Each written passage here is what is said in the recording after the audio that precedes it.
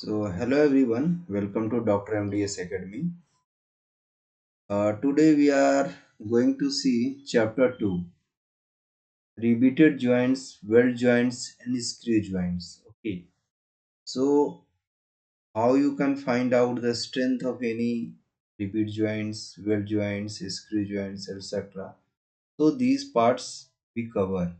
Generally, this chapter, whatever the topics in this chapter is, questions are not being asked from this GATE examination, okay, but from the engineering service exam point of view, this chapter is very much important, or in any other service examination. See here, for the lap joint and the butt joints, okay, how you can find out the shear stresses, okay, what is the values of the crushing stress, okay, tearing stress acting in the plate, okay, what is the important roles of chuckling and furling, okay, those we cover.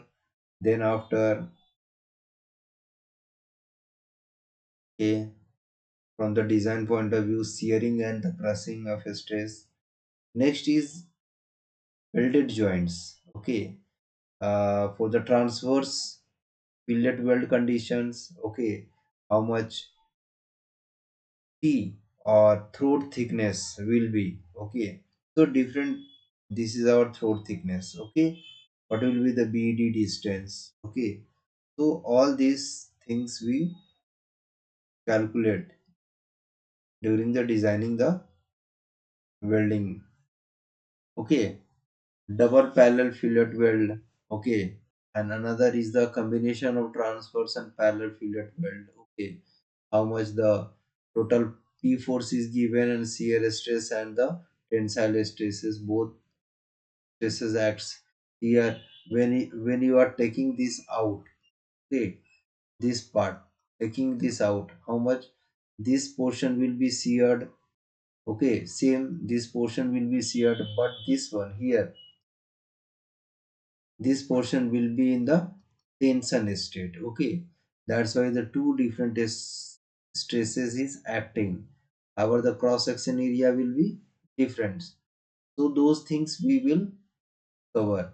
Then after, for this arrangement, what will be the value of polar moment of inertia, pi by 4 t dt cube, okay, and then after, the next part will be screw joints, okay, various terminologies we have to get aware of, that different types of thread, okay, so which threads is applied at what, for what applications, okay, this we see, okay, so one by one we are going to see in this class only the engineering services exam questions. As I already told, this chapter is very less weightage or no weightage, you can say, or the syllabus is not included, okay, in this chapter, okay, so mainly the questions being asked in the engineering service examination or in other central level exam.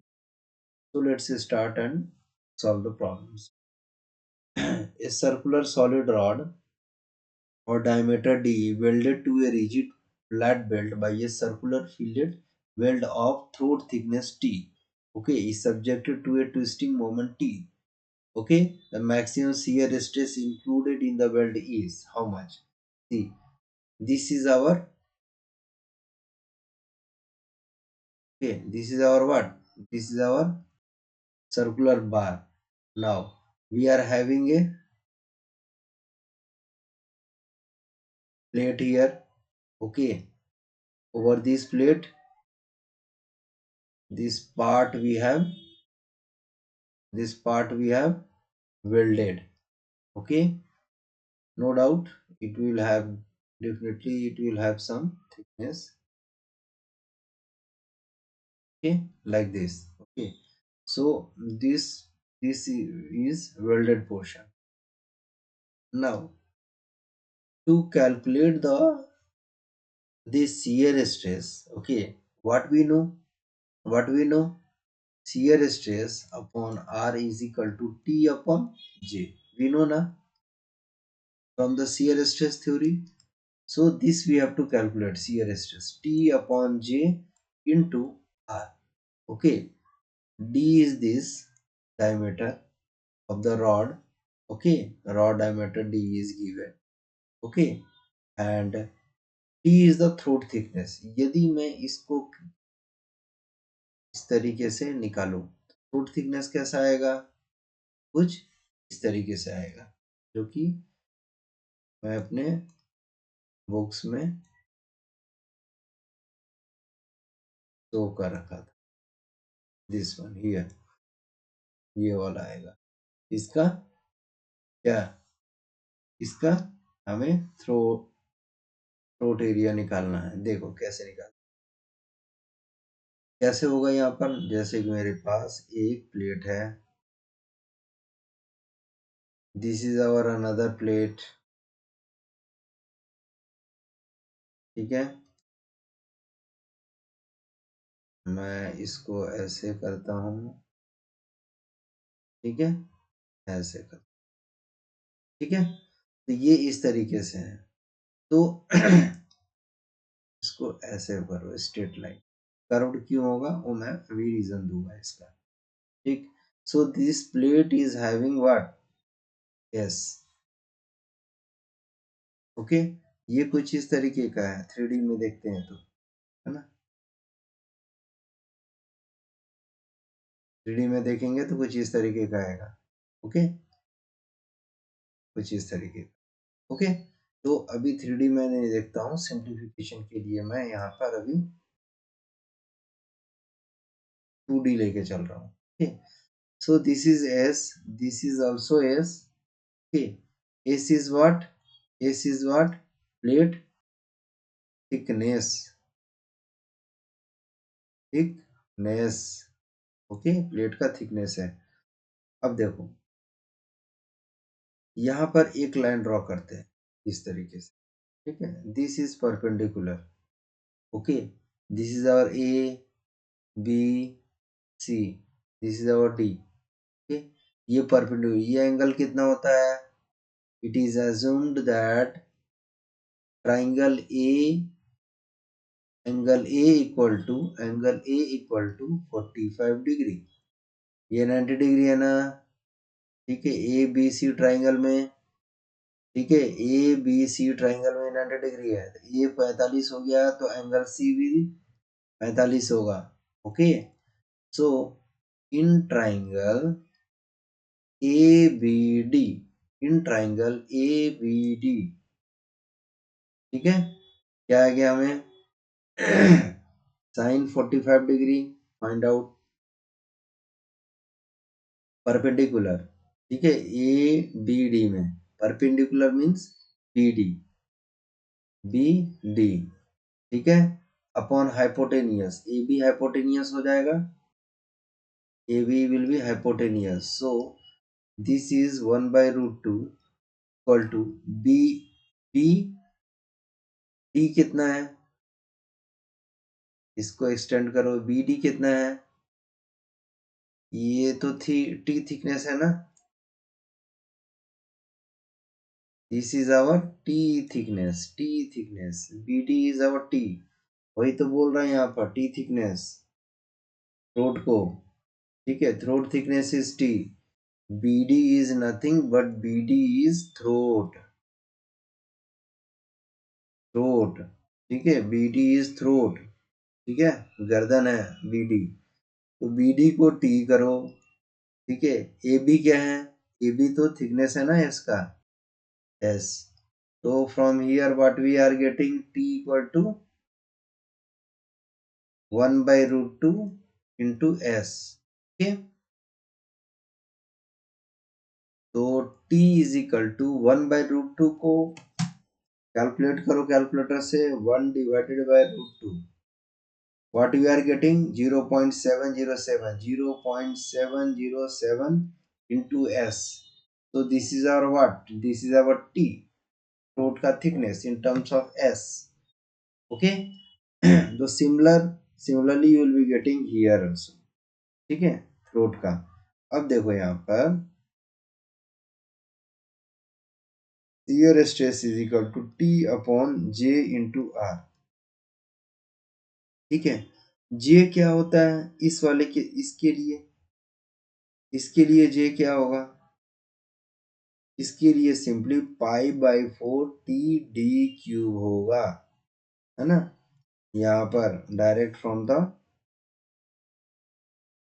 या here. ठीक है, same S T था, okay, S और T था जो मैं अभी derivation कराया। जे क्या होगा, polar moment of inertia, J is equal to pi by 4 T D Q. Okay, the same thing I have written here. Now put this is one, this is our to. ठीक है, तो put 2 in 1, what we are getting, here stress is equal to t upon j, j is pi by 4 t d cube, मतलब pi by 64 D to power 4 होता है ना। Shaft का हमें जे का वैल्यू क्या होता है, डायमीटर ये है तो J is equal to pi by 32 D to power 4। Unit क्या है, मीटर टू द पावर 4। इसका भी यूनिट क्या होगा, टी का यूनिट, टी का यूनिट और डी का यूनिट, एम मीटर क्यूब और मी into metre, M to the power 4 हो गया क्या, मैच मैच। तो यू कैन लर्न, यहाँ से मेमोरी में डालना है। ओके, J is equal to this. तो और क्या बचा, वन इक्वेशन से into R, R is what, diameter of the this means D by two, D by two. Now we will do calculation, here stress is equal to t into 4 upon pi t d cube into d by 2। Okay, shear stress is equal to 2 से गया 2, okay, क्या आ गया, और d से गया d square, तो क्या आ गया 2t upon pi T D square.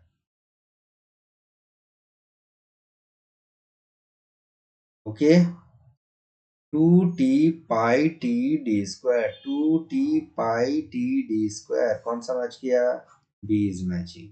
okay, so in this way you have to solve and calculate the shear stress in the weld। okay, for these sections you have to do this। okay, j you have to directly memorize और याद रखना है, पाई by 4 T D Q होता है। okay, because in engineering service examination almost 40% questions are memory based, or simply you have to twist the based on your memory of the formula। okay, now next question, a hole of diameter d is to be punched in a plate of thickness t। मेरे पास क्या है, एक plate है, we are having a plate. ठीक है, कितना का है, thickness is T. Okay, diameter is D. ठीक है, ठीक है, ये डी डायमीटर से हम लोग क्या कर रहे हैं, 5 D. For the plate material, the maximum crushing stress is 4 times maximum crushing stress। ठीक है, किसका, crushing stress is, crushing stress for a plate material, plate material के लिए crushing stress 4 times the maximum allowable shear stress। ये ठीक है, ऐसा condition दे रखा, for punching the biggest hole. Okay, the ratio of the diameter of the hole to the plate thickness। ठीक है, t क्या होगा, this you have to okay solve.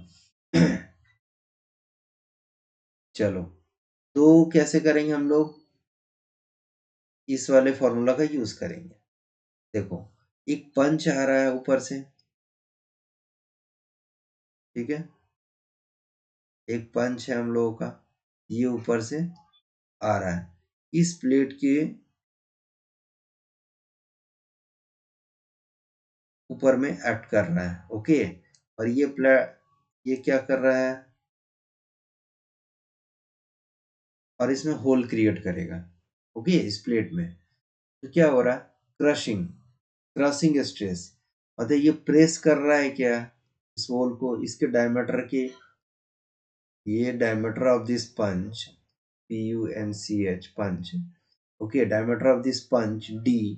Okay, और ये D के बराबर करेगा ना, ये कंप्रेस करेगा ना, जो कि क्रशिंग होगा इक्वल टू कंप्रेस। तो क्या होगा, स्ट्रेस बराबर क्या होता है, force upon area. This is the condition given.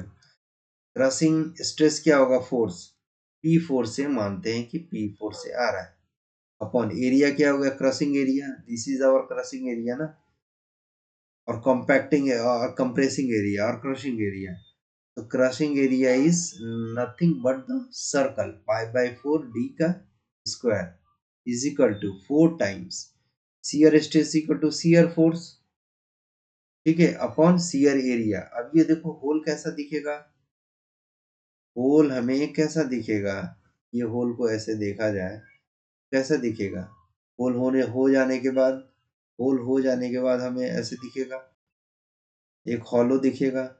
तो शियर एरिया क्या हो रहा है, ये पाई डी इंटू ये थिकनेस, मतलब कि अंदर वाल का सरफेस, मतलब कहने का ये मतलब, यदि मेरे पास ये ये पूरा का पूरा प्लेट था और होल करने दे, ये होल यदि मिल रहा है, तो ये वाला पाई डी, सर्कल का पाई डी, और ये पूरा का पूरा थिकनेस अंदर वाला, inner wall of the hole, inner wall of the hole means pi D, okay, into T thickness, मतलब कि इस वाल के, होल के वाल का, ठीक है, area, periphery area, surface area, inner surface area of the hole which is the shear area, क्योंकि जब पंच होल में जाएगा, ठीक है, तो उसके चारों तरफ होल को शियर करते हुए नीचे नीचे नीचे धीरे तरफ आएगा।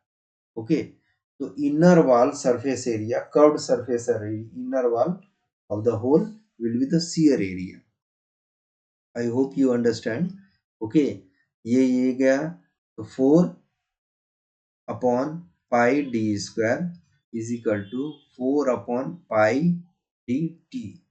ओके, 4 से 4 गया, पाई से पाई गया, क्या आ गया, D square is equal to D T आया क्या।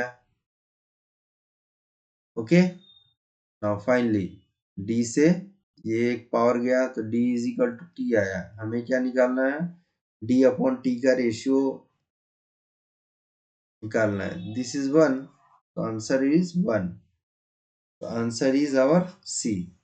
Okay, so in this way you can calculate, apply the concept of crushing area and shear area। compressing area is plate के सरफेस के ऊपर में कंप्रेस कर रहा है, जैसे मेरे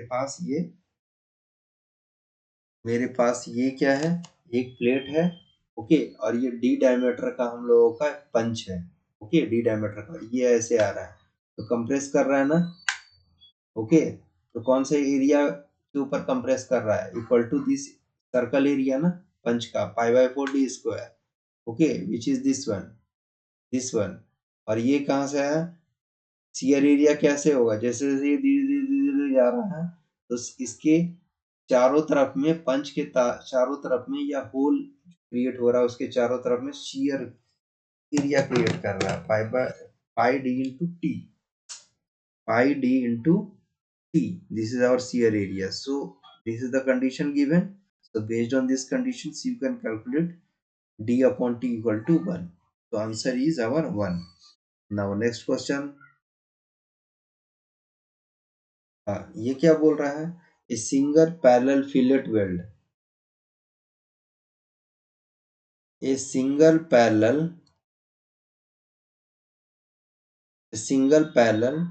fillet weld of total length L and weld height size H subjected to a tensile load P will have that design stress क्या होगा, जैसे कि मेरे पास क्या है, एक प्लेट है, है ना। तो हटाते हैं।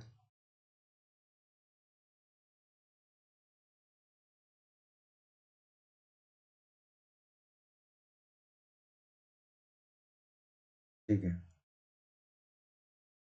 मेरे पास ये क्या है, एक प्लेट है। ओके, क्या बोल रहा है, सिंगल पैरेलल फिलेट वेल्ड। तो एक दूसरा एक और है हम लोग का फिलेट पैरेलल वेल्ड, है ना।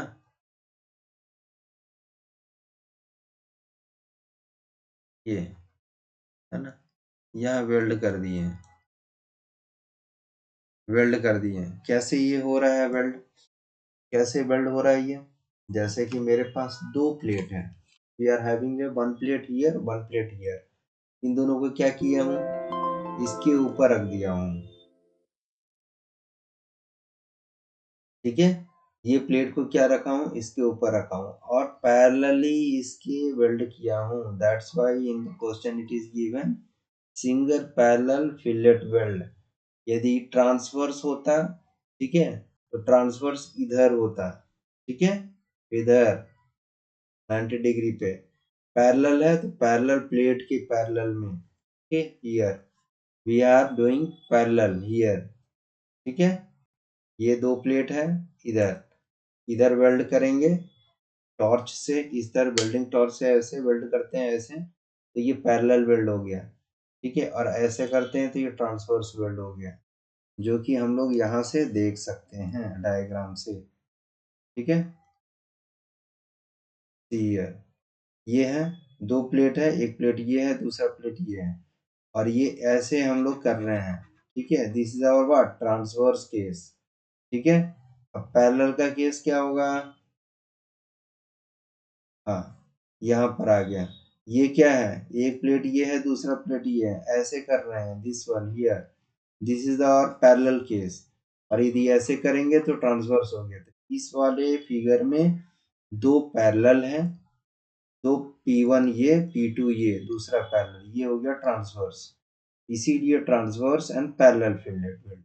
Okay, now coming back to our question. Okay, तो हमें क्या है, सिंगल पैरेलल, सिंगल दे रखा है, मतलब एक ही हम लोगों का क्या हुआ है, एक ही हम लोगों का क्या है, पैरेलल है। ठीक है, क्वेश्चन में हम लोग वहां पर क्या देखे थे, अभी क्या देखे थे, दो था, है ना, दो हम लोगों का क्या था, पैरेलल था। एक पैरेलल ये P1 था, अनदर वाज P2 पैरेलल। ठीक है, but in this question only one single parallel is given, so only यहाँ पर वेल्ड कर रहा हूँ, दिस इज यहीं पर वेल्ड किया हूँ। ओके, सो तो यहाँ पर क्या कर रहे हैं, P4 से भी आर स्ट्रेचिंग, यहाँ P4 से भी आर स्ट्रेचिंग। ठीक है, फिर से क्वेश्चन वी आर स्टडिंग। ठीक है, a single parallel fillet weld, ठीक है, एक है parallel of total length L, ठीक है, टोटल L लेंथ दे देते हैं L, and weld size H, weld का साइज दे रखा है H। ठीक है, टू ए टेंसाइल लोड, ठीक है, P लोड दे दिया, टेंसाइल है, P will have what design stress, क्या होगा, जब इसको इधर खींचेंगे, इसको इधर खींचेंगे तो क्या होगा, ये वेल्ड टेंसाइल होगा कि शियर होगा, देखो ऐसे ऐसे ऐसे ऐसे ऑप्शन दे, या तो टेंसाइल होगा या शियर होगा, जाहिर सी बात है। दो दो दो प्लेट है मेरे पास, एक प्लेट ये है, अनदर प्लेट इज यहाँ पर वेल्ड की है। ठीक है, यहाँ पर वेल्ड की है, ये इसको इधर पी से खींच रहे हैं, इसको इधर पी से खींच, क्या हो रहा है, शियर हो रहा है ना, शियरिंग हो रहा है ना, this is our the shearing case. ठीक है, तो ये हो गया शियर, या तो आंसर ये होगा या ये होगा, शियर शियर वाला। ठीक है, अब एग्जैक्ट इसमें आते हैं, फॉर्मूला में इक्वल टू वाला में आते हैं।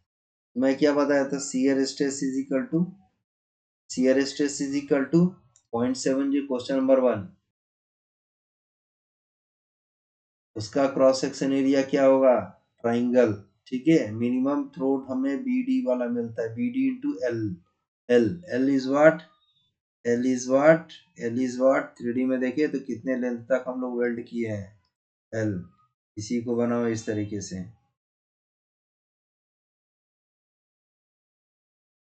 ठीक है, ये 3D में हम लोगों का डायग्राम है। ठीक है, ये वेल्ड हम लोगों का इस तरीके से, और थोड़ा सा यहाँ पे मटेरियल एक्स्ट्रा दे देते हैं थोड़ा सा और स्ट्रॉन्ग करने के लिए वेल्ड, जिसको रेनफोर्समेंट बोलते हैं। ठीक है, और ये इस तरीके से ऐसे ऐसे, ठीक है, पूरे 3D में इस तरीके। Okay, so this is the L क्या है, L is the total length तक यहाँ से टॉर्च स्टार्ट किए वेल्डिंग करना, और यहाँ से ऐसे मूव कर रहे हैं वेल्डिंग करते हुए यहाँ तक पहुँच, खत्म हो गया वेल्डिंग। ओके, नाउ तो हमें एल लेंथ दे रखा है, तो यहाँ से स्टार्ट किया टॉर्च, ऐसे ऐसे वेल्ड करते करते यहाँ तक। ओके, तो shear stress equal to area क्या था, जो देखना चाह रहे थे हम लोग, क्या एरिया आया था, ये आया था ना, T is equal to 0.707 into S. T क्या था, ये वाला। ठीक है, ये वाला मैं फिर से करूँ, ये है,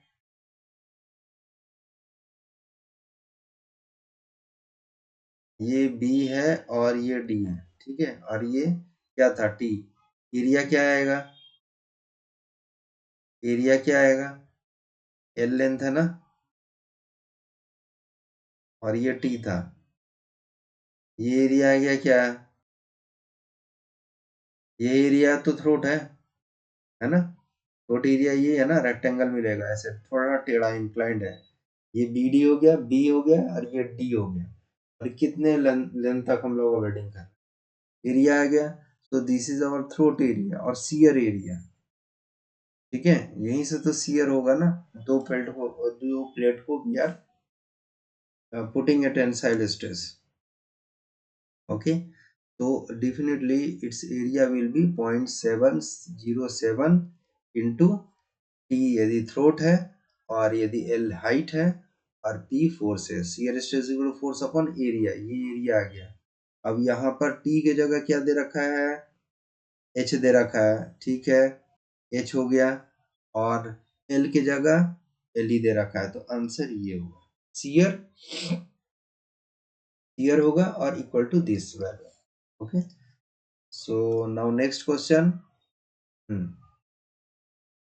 A plate of width 75 mm and thickness 10 mm, 10 mm thickness मतलब ऐसे 3D में देखे तो, है ना, ये वाला हाइट दे रखा है, दिस इज अवर 10 mm। ठीक है, मशीन डिजाइन में okay, visualization must be very much strong, not in the design but also in every subjects. Okay, mechanical engineering, or you are uh, studying some robotics related subjects. Okay, currently, okay, I am teaching in a robotics department. Okay, a plate of width 75 mm, ठीक है, thickness 10 mm है, is joined with another steel plate by single transverse, एक single ये T transverse हो गया, and double parallel यानी parallel 1 parallel 2 fillet weld as shown in the given figure. The joint is subjected to a maximum tensile force of 55 kilonewton.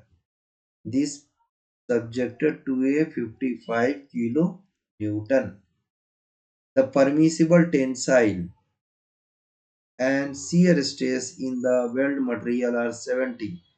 This is sigma t, and this is our what, shear, respectively. If a 15 mm length of the weld is added for a starting and stopping the weld, then the required length of each parallel fillet weld will be। ठीक है, ये 2025 का question, engineering service exam का। तो how you can solve this problem, see, force, force is equal to, already I discussed here. Okay, see here, the same problem, for this same problem it is एक transverse है, दो parallel है P1 P2, तो total P force is equal to stress बराबर क्या होता है, force upon area. तो force is equal to stress into area, same concept I will be using here. Force equal to जितना भी हम लोगों का एरिया, सॉरी फोर्स आ रहा है, एक फोर्स या टेंसाइल के कारण आ रहा है, दूसरा इन दोनों पैरेलल के कारण आ रहा है। ओके, तो यहाँ पर देखा जाए, यहाँ पर देखा जाए तो P force is equal to okay, पहले हम लोग ट्रांसवर्स का देखते हैं। This is transverse case. Okay, transverse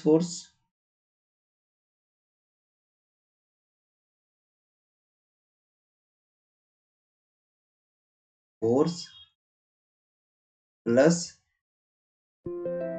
इस पैरेलल के लिए है, ठीक है। पैरेलल के लिए क्या होगा,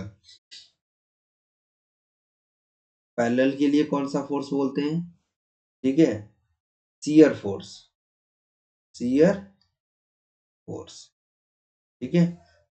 दो प्लेट है आपस में, ठीक है, इस तरीके से दो प्लेट है, इसको मैं ऐसे वेल्ड कर दिया, ऐसे वेल्ड कर दिया, और इसके बैक साइड में ये ऐसे भी वेल्ड कर दिया, मतलब दोनों साइड से ऐसे ऐसे, दो डबल पैरेलल हो गया और एक ट्रांसवर्स हो गया, वही है यहाँ पे।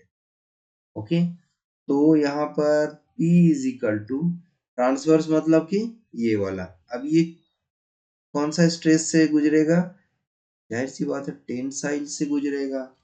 मैं क्या किया हूँ, यहाँ वेल्ड किया हूँ ट्रांसवर्स के लिए, अब इसको इस खींचो, ब्रेक करने का कोशिश करते हैं। Now this weld be how, this weld will be how much stresses will be acting, okay, like this, how much it will be in the tensile case, okay। तो टेंसाइल केस इनटू स्ट्रेस बराबर we know that force upon area, okay. तो force is equal to sigma into A, तो force stress into area, area कौन सा होगा 75, okay, 75 into length, throat का thickness क्या था 0.707 इंटू टी, 0.70 इंटू टी, यही तो था, ठीक है। थ्रोट का थिकनेस हियर टी, ठीक है, ये टी था और एल था, तो ये टी बराबर कितना आ रहा था 0.707 into S, S is what, S is the thickness of the plate, वही काम करने जा रहे हैं, टी बराबर एस, ठीक है, सॉरी यहाँ पर 0.707 इंटू एस, ये है ना, टी 0.707 इंटू एस, ये आ रहा है ना एस, ये बी डी को ही एस बोलते हैं, ठीक है, ये इंटू एस, तो ये एरिया हो गया हम लोगों का कौन सा, नॉर्मल एरिया, ये वाला एरिया इसको बोलते हैं, ये वाला एरिया, ठीक है, कहाँ तक एस को लेते हुए, ठीक है। शियर एरिया अब आते हैं, ठीक है। अभी देखो ये पैरेलल है और ये भी पैरेलल है, तो shear stress into area, area shear area क्या होगा इनटू ये लेंथ, इनटू क्या होगा 0.707 इंटू एस, ये क्या आ गया एरिया, लेकिन ये सिंगल सिर्फ एक का आया है, हमें दो दो एरिया दे रखा है, ठीक है, दो डबल है ना, डबल पैरेलल है। ये क्वेश्चन जो सॉल्व किए थे earlier, in that only single area was given, so we have taken only multiplied with one, but here two area is given, so twice multiplication. Similarly you can see here also, okay, twice we have multiplied here in case of shear, two times, okay, because of two area, okay। अब आते हैं question solve करते हैं, तो P how much given 55 kilo newton, तो 55 into 10 power 3, is equal to sigma T how much given 70, ठीक है, into में किया हूँ 0.707 इंटू एस क्या है, प्लेट का थिकनेस, थिकनेस कितना दे रखा है 15 length of the weld is added, ये नहीं थिकनेस दे रखा कि यस 10 दे रखा है, 10 thickness 10, okay, plus shear stress कितना हाउ मच गिवन 50, तो 50 इंटू लेंथ, एल तो बोला निकालने के लिए एल इंटू, कुछ नहीं करना है 0.707 into S, S how much again 10 दे रखा है ना, same thing 10 into 2, so calculate and find out L here from this equation. Use calculator, 55 into 10 to the power 3 minus 70 into 75 into 0.707 into 10 divided by 50 into 0.707 into 10 into 2. So this is coming 25.29, क्या में, क्योंकि बाकी सारे में थे, okay, तो ये answer तो लेकिन कोई सा भी मैच नहीं कर रहा है। ये क्या बोल रहा है 15 length of the weld is added for starting and stopping the weld, मतलब कि यदि मैं दो प्लेट है मेरे पास, ओके,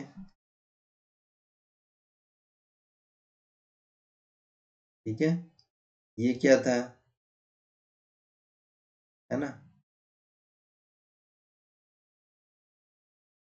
ये मेरे पास एल था, एल था, ठीक है, और ये प्लेट था मेरा 3D में दिख रहा है ना, इस तरीके से, हाँ, तो ये वेल्ड किए हैं हमें material, this is our what, this is our welded section. यहाँ पर हम लोग क्या करते हैं कि क्वेश्चन में बोल रहा है 15 लेंथ हम लोग ऐड कर रहे हैं, मतलब कि ये थोड़ा सा ऐसे और कर रहे हैं, तो ये वाला जो डिस्टेंस है दिस इज आवर 15 लेंथ, ठीक है, 15 length of the weld is added for starting, okay, मतलब कि इस प्लेट से थोड़ा पहले हम लोग वेल्ड करना चालू कर रहे हैं और वेल्ड, ठीक है, और इधर मतलब ये 7.5 और इधर 7.5 ठीक है, थोड़ा ज्यादा कर रहे हैं, इधर से ज्यादा किए, इधर भी थोड़ा ज्यादा देर तक वेल्ड करते रहे, तो कितना हो गया 25.29 प्लस 7.5 इंटू 2 या यू कहें 15, ज्यादा वेल्ड कर रहे हैं, तो कितना आ गया 15, 15 और 25 40.29, ओके, तो आंसर इज आवर 1, ठीक, so in this way you can calculate the length of the weld part, okay, when two parallels and one transverse weld sections are given. Now coming to our next question, a shock absorbing capacity resilience of bolts can be increased by, ठीक, ये कैसे करेंगे हम लोग, देखो observing capacity, रिसल्वेंस क्या होता है, energy stored in the body, okay, up to the elastic limit, this is our resilience. पहला क्वेश्चन क्या बोल रहा है, increasing the shank diameter above the core diameter of the threads, जैसे मेरे पास ये क्या है, ठीक है, ये मेरे पास पहला ऑप्शन देखो, increasing the shank diameter above the core diameter, ठीक है, इंक्रीजिंग द सैंक डायमीटर,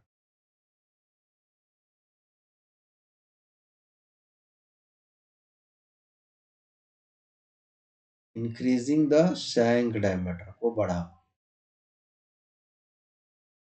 ठीक है, ये मेरे पास यदि शैंक है, ठीक है, और डायमीटर कितना है डी है, इंक्रीजिंग द सैंक डायमीटर, ठीक है, सैंक डायमीटर को डी, और देन द को डायमीटर छोटा होगा, तो को डायमीटर थोड़ा सा अंदर की तरफ लेते हैं, मतलब कि इस तरीके से, इधर से, है ना। तो ये डायमीटर कितना हो गया, this is our how much, this is our DC, को डायमीटर, ठीक है, core diameter. So for one case it is given in increasing the shank diameter, मतलब बढ़ा दिए, देन द कोर डायमीटर, ये पहला कंडीशन है, ठीक है। दूसरा है reducing the shank diameter to the core diameter, मतलब कि D is equal to D C, ये क्या है, D is equal to D C, diameter shank का, ठीक है, डायमीटर शैंक का कोर डायमीटर के बराबर किए, ठीक। तो कुछ इस तरीके का है।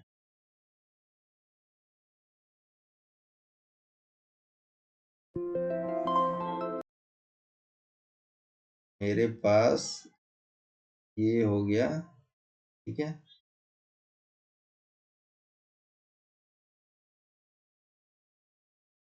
हाँ, ये हो गया, ये second condition it is given, okay.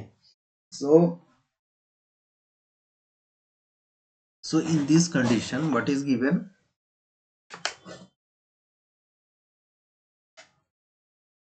what is given, reducing the shank diameter to the core diameter, मतलब कि d is equal to dc कर दे रहे हैं, ठीक है, टू द बोल रहे हैं ना, रिड्यूसिंग द shank diameter को अब d को छोटा करके dc तक ले जा रहे हैं, मतलब दिस इज आवर, डी को छोटा करके डीसी बना दिए, डीसी बना दिए, ठीक है, ये इस तरीके से। को डायमीटर क्या था,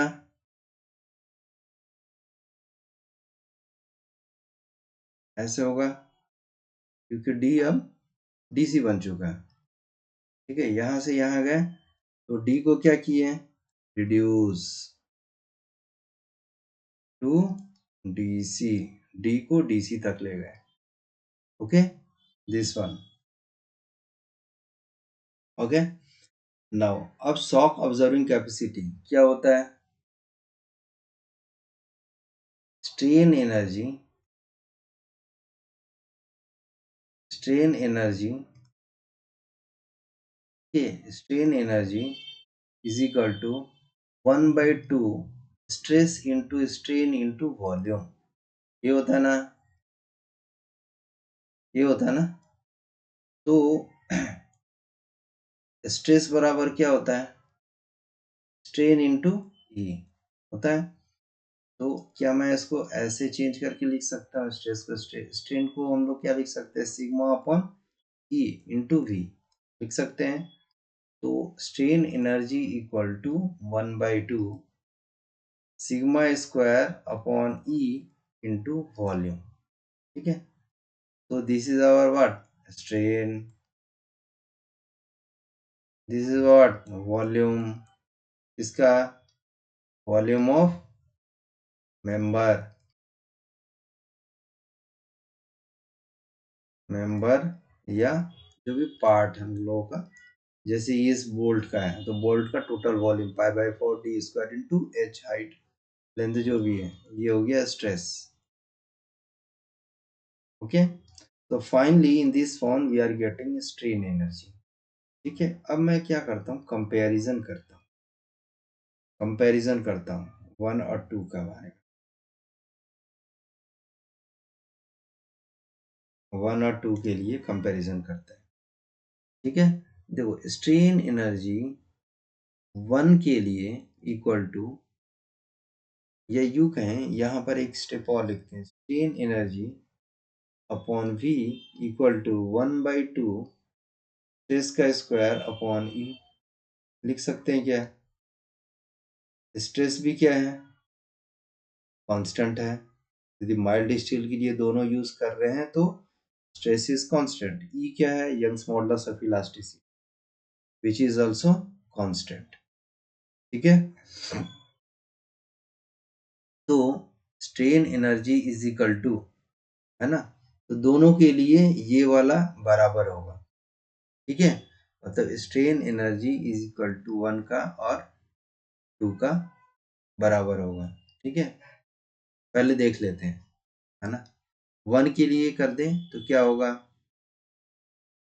क्या होगा यहाँ पर स्ट्रेन एनर्जी। ठीक है,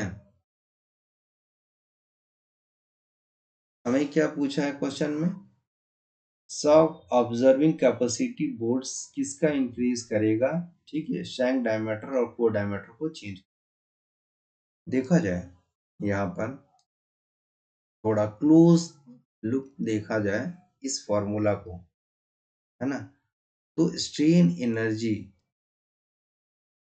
V 1 का, स्ट्रेन एनर्जी, ठीक है, V 2 का। ठीक है, दोनों बराबर होगा, क्यों, क्योंकि स्ट्रेस और स्ट्रेन दोनों का बराबर है। अब देखो यहाँ पर, ठीक है, यहाँ पर मैं बराबर कंपैरिजन करना है, क्योंकि हमें आंसर उसी से अकॉर्डिंग लेना है कि in which case the shock observing capacity is what, is increased. ठीक है, अब देखो V1 और V2 वॉल्यूम किसका ज्यादा है, V1 का की ज्यादा है कि V2 का ज्यादा है। देखो यहाँ पर डायमीटर क्या किए, सेकंड वाले के लिए घटा दी, सेकंड वाले के लिए डायमीटर क्या किए, घटा दिए, डी से डी सी हो गया। तो ultimately the volume of V2 is reduced ना। तो V1 V2, तो V1 बड़ा था, क्यों बड़ा था, क्योंकि डी डायमीटर बड़ा था, मटेरियल ज्यादा यूज हुआ था। ठीक, लेकिन वही डीसी हम लोग यहाँ यूज किए थे और यहाँ से मटेरियल गायब कर दिए, डी से गायब कर दिया और डीसी ला दिए, तो वॉल्यूम तो V1 का ज्यादा था ना। ठीक है, वॉल्यूम V1 का ज्यादा था, V2 दिस इज। अब यहाँ पर कंपैरिजन करो, V1 इज, अब इसको अप्लाई करते हैं, V1 इज ग्रेटर, यदि डिनोमिनेटर का V1 बड़ा हो गया, अल्टीमेटली ये पूरा का पूरा टर्म छोटा होगा, छोटा होगा।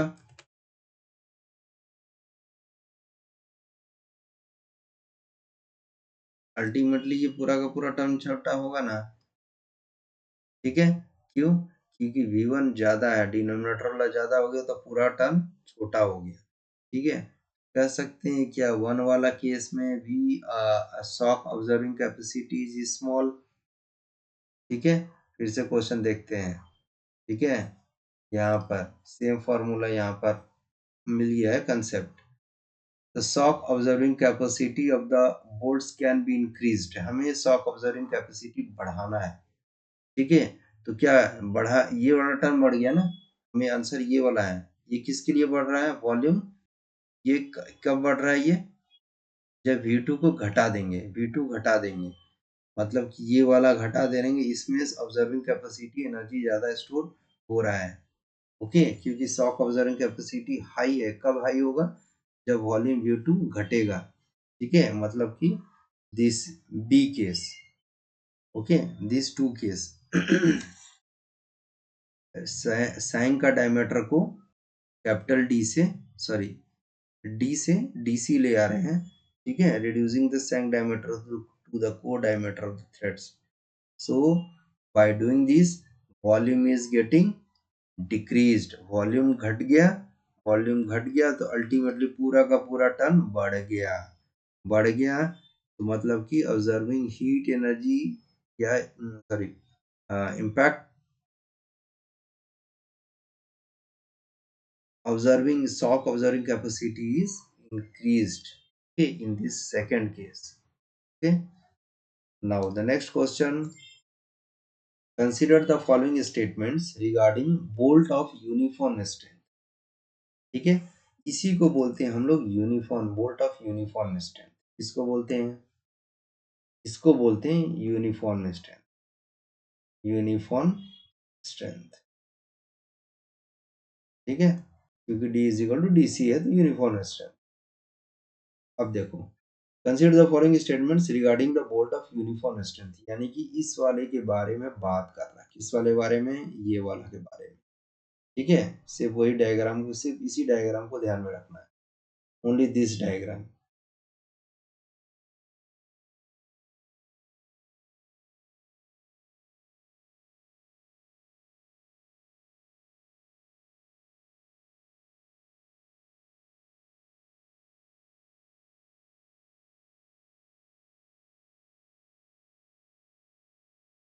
तो this diagram you have to keep in mind. ठीक है, आते हैं। पहला क्या बोल रहा है, resilience is defined as the ability of the material to absorb energy when deformed elastically and to release this energy when unloaded। ठीक है, हाँ तो सही है।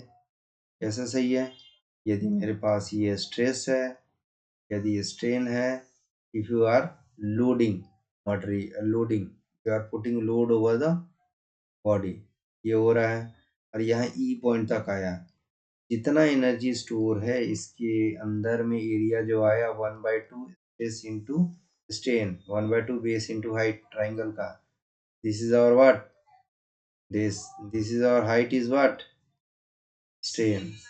ओके, तो stress into strain, okay 1/2 stress into strain, this is our resilience energy. Okay, this is our strain energy और resilience energy, strain energy और resilience energy, ये हमेशा ई पॉइंट तक होता है। टफनेस क्या होता है, टफनेस क्या होता है, यदि मेरे पास ग्राफ कुछ ऐसे जा रहा है, फ्रैक्चर पॉइंट तक जा रहा है, तो ये इसके अंदर में total this area will give the toughness. ठीक है, टफनेस यहाँ तक, इस ए पॉइंट के पहले ही हम लोग का जो एनर्जी यहाँ पर ऑब्जर्व हो रहा है मटेरियल में, this is our toughness, is not asking here. So resilience is the defined as the ability of the material to absorb energy when deformed elastically and to release this energy when unloaded। Yes, E तक हम लोग elastic तक ही हम लोग करते हैं, तो ए is correct answer. ठीक है, दूसरा क्या बोल रहा है, shock observing capacity of the bolt, यानी कि जो प्रीवियस क्वेश्चन है, the shock observing capacity of the bolt can be decreased. ठीक है, shock observing मतलब strain energy can be decreased if the shank of the bolt is turned down, मतलब कि diameter क्या डाउन कर रहे हैं क्या, to the diameter equal to the root diameter, यानी इक्वल टू द वो डायमीटर के बराबर में। देखते हैं ये वाला कंसेप्ट काम कर रहा है, मतलब डायमीटर घटा रहे हैं शैंक का, क्या एनर्जी घट रहा है क्या, ये बोल रहा है ना, डायमीटर यदि घटा रहे हैं, stock observing capacity of the bolt can be decreased if the shank of the bolt is turned down to a diameter equal to the root diameter of threads here। देखो इस वाले केस में हम लोगों का डायमीटर घटा दिए, ठीक है, ये वाला तो फुलफिल हो रहा है, डायमीटर घटा दिए, ठीक है, क्या स्ट्रेन एनर्जी घट रहा है क्या इस वाले केस में, ऐसा करने से यहाँ पर देखो डायमीटर घटा दिए तो क्या हुआ, डायमीटर घटा दिए तो क्या हुआ, डायमीटर घटा दिए तो क्या हुआ, टैंक का वॉल्यूम क्या हुआ, वॉल्यूम भी घट गया। ठीक है, तो स्ट्रेन एनर्जी अपॉन वॉल्यूम। ठीक है, वॉल्यूम यदि घट गया तो पूरा का पूरा ये टर्म क्या हो रहा है, पूरा का पूरा टर्म क्या हो रहा है, पूरा का पूरा टर्म क्या हो रहा है हम लोगों का, घटने पर बढ़ रहा है। ठीक है, क्योंकि नीचे डिनोमिनेटर का छोटा वैल्यू हो रहा है ना, चार, चार से ना होकर तीन, तीन से ना होकर दो, एक, लाइक दिस। तो जैसे जैसे डायमीटर का value will goes down, ultimately the whole term calculation करने के बाद बढ़ेगा। ठीक है, तो क्या हम लोग स्ट्रेन एनर्जी बढ़ रहा है, क्या होना चाहिए, नहीं, नहीं बढ़ रहा है, सेटिस्फाई नहीं कर रहा है, तो this two is our wrong. Okay, तो one correct two wrong. Third क्या है, the resilience of the bolt can also be increased by increasing its length. ठीक है, क्या है रेसिलेंस, क्या है रेसिलेंस, क्या है एनर्जी, 1/2 स्ट्रेस इंटू स्ट्रेन, यही तो स्ट्रेन एनर्जी बोलते हैं इसको। जो कि सेम था यहाँ पर, ठीक है, इनटू वॉल्यूम, ठीक है, यह पर यूनिट वॉल्यूम था ये, लेकिन ये टोटल वॉल्यूम। क्या बोला, the residence of the bolt can also be increased, ये स्ट्रेन एनर्जी कब बढ़ेगा, लेंथ बढ़ा देती हो, हाँ, लेंथ बढ़ाएंगे तो वॉल्यूम क्या होगा, जैसे मेरे पास ये एक बार है, डी डायमीटर का, एल है, ठीक है, एल वन लेंथ है, ठीक है। अब मैं क्या करता हूँ, इसका इसका इसका इसका क्या करता हूँ हम लोग, इसका लेंथ बढ़ा देता हूँ, ठीक है, डायमीटर वही रखता हूँ, डी, तो एल टू, तो L two greater than L one है, तो वॉल्यूम क्या हो गया, वी टू और वी वन का, लेंथ बढ़ाने तो pi by four D square क्या होगा, वॉल्यूम बराबर क्या होगा,